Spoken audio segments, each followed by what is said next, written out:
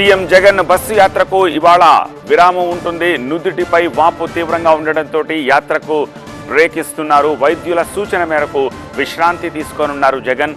యాత్ర తరువాతి షెడ్యూల్పై ఈరోజు ప్రకటన విడుదల చేయబోతోంది వైసీపీ.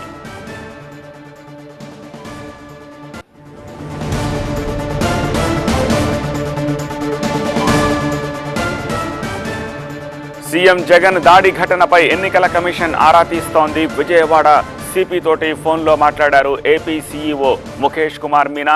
ఏం జరిగిందో రేపటిలోగా నివేదిక ఇవ్వాలని ఆదేశాలు ఇచ్చారు. నిందితులను త్వరగా గుర్తించాలి అని సిపికి సూచించారు సీఈఓ.